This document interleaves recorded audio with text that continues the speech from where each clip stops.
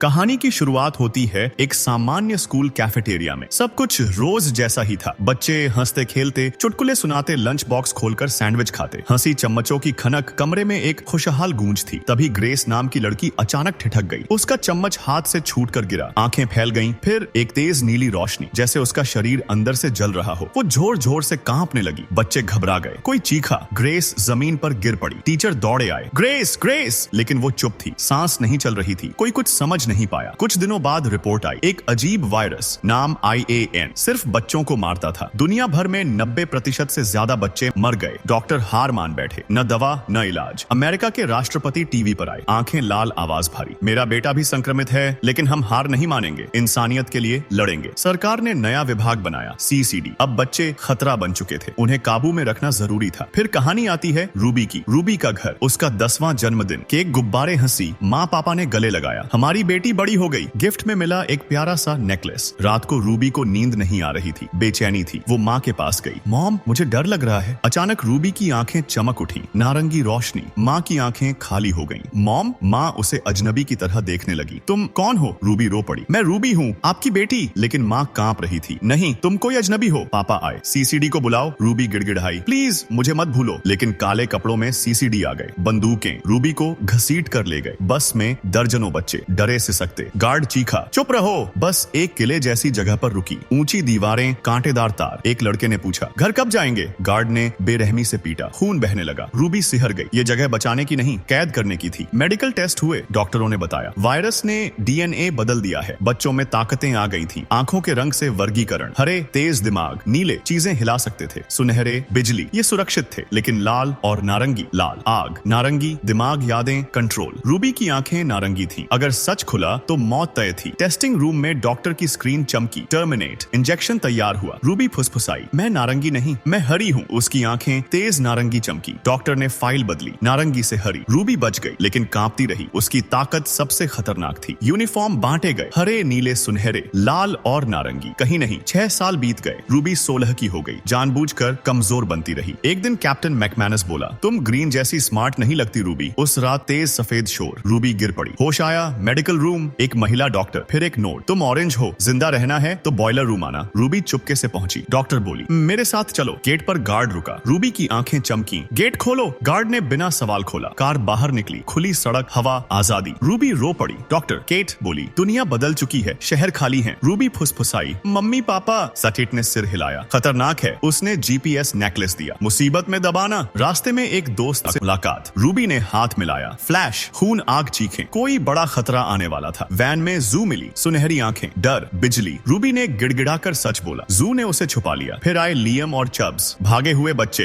Trackers ने पीछा किया। लियम की नीली ताकत। धमाका। बच गए। चब्स बोला, ग्रीन होकर इतना डर क्यों? रूबी चुप रही। लियम ने कहा, ईस्ट रिवर चल रहे हैं, वहाँ एक ऑरेंज हमें बचाता है। रूबी बोली, मैं चलूंगी। रास्ते में पता चला सरकार बच्चों को हथियार बना रही थी। उसी रात केट मार दी गई। GPS बेकार हो गया। रूबी ने लियम की यादें देखी। उसका दर्द, उसका गिल्ट। रूबी रो पड़ी। सुबह जू ने लाल ड्रेस दी। आईने में रूबी मजबूत लगी। रेडियो पर आवाज, उम्मीद मत छोड़ो। मॉल में हमला हुआ। जू की बिजली से सब रुके। कैंप फायर, हंसी, परिवार जैसा एहसास। ईस्ट रिवर का कोड मिला, लेकिन सच भी, वो ग्रीन नहीं, ऑरेंज है। रूबी डर गई। लियम ने हाथ थामा। तुम हमारी हो, ऑरेंज हो या कुछ भी। रूबी रो पड़ी। मैं ऑरेंज हूँ, लेकिन किसी को चोट नहीं पहुंचाना चाहती। लियम मुस्कुराया। हम जानते हैं और हम तुम पर भरोसा करते हैं। सबने गले लगाया। उम्मीद और मजबूत हुई। ईस्ट रिवर की ओर सफर जारी रहा। ईस्ट रिवर पहुंचे। वहाँ मिलिट्री यूनिफॉर्म वाले बच्चों ने घेर लिया। टेंशन बढ़ी। तभी एक ने लियम को पहचान लिया। लियम, तुम यहाँ? लियम ने हाथ ऊपर किए। हम सिर्फ सुरक्षित जगह ढूंढ रहे हैं, कोई लड़ाई नहीं, बस जीना चाहते हैं। थोड़ी देर बाद वे मान गए। ठीक है, स्लिप किड से मिलवाते हैं। वही ऑरेंज बॉय। कैंप में क्लैंसी ग्रे मिला, मुस्कुराता हुआ। रूबी चौंकी। तुम राष्ट्रपति के बेटे? क्लैंसी हंसा। हाँ, लेकिन यहाँ मैं स्लिप किड हूँ। डैड ने झूठ बोला। मैं कभी क्योर्ड नहीं हुआ, एक्सपेरिमेंट्स में इस्तेमाल किया गया। फिर ये कैंप बनाए गए हमें बंद करने के लिए। सब सन। क्लैंसी बोला, यहाँ सुरक्षित हो, मैं तुम्हें पावर्स कंट्रोल करना सिखाऊंगा। ऑरेंज को सिर्फ ऑरेंज ही समझ सकता है। रूबी ने हाँ की। ट्रेनिंग शुरू हुई। कंट्रोल बढ़ा, लेकिन गिल्ट भी। एक दिन रूबी टूट गई। क्लैंसी ने हाथ थामा। तुम अकेली नहीं हो। उसी पल लियम कमरे में आया। दोनों को हाथ पकड़े देखा। उसका चेहरा सख्त हो गया। वो चुपचाप चला गया। क्लैंसी रूबी की यादों में घुसा। फ्लैश,